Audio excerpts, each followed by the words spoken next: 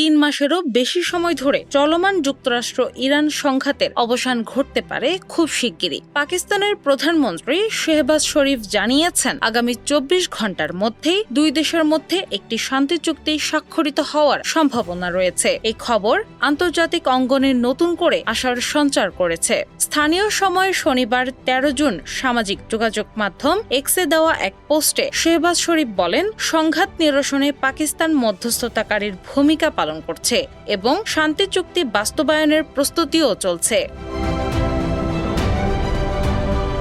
তিনি জানান, যুক্তরাষ্ট্র ও ইরান বর্তমানে আগের যে কোনো সময়ের তুলনায় সমঝোতার সবচেয়ে কাছাকাছি অবস্থানে রয়েছে। আগামী 24 ঘন্টার মধ্যেই চুক্তি চূড়ান্ত হতে পারে এবং এরপর ইলেকট্রনিক স্বাক্ষরের প্রক্রিয়া শুরু হবে। পাকিস্তানের প্রধানমন্ত্রী আরও বলেন, চুক্তি স্বাক্ষরের পর আগামী সপ্তাহে উভয় দেশের প্রতিনিধিদের মধ্যে কারিগরি পর্যায়ের আলোচনা অনুষ্ঠিত হবে। এসব আলোচনায় চুক্তির বাস্তবায়ন সংক্রান্ত বিভিন্ন বিষয় নির্ধারণ করা হবে।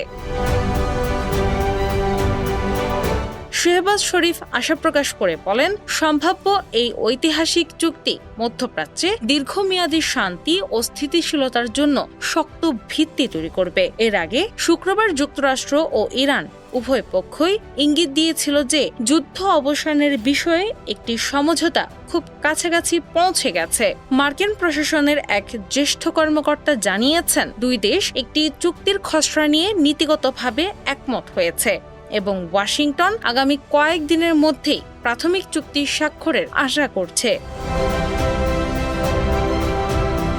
উল্লেখ্য, গত 28 ফেব্রুয়ারি যুক্তরাষ্ট্র ও ইসরায়েলের যৌথ সামরিক হামলার মধ্য দিয়ে এই সংঘাতের সূচনা হয়। জবাবে ইরান উপসাগরীয় অঞ্চলে মার্কিন সামরিক লক্ষ্যবস্তুতে হামলা চালায়। একই সময়ে লেবাননের হিজবুল্লাহ ইসরায়েলের বিরুদ্ধে হামলা শুরু করলে সংঘাত আরও বিস্তৃত আকার ধারণ করে।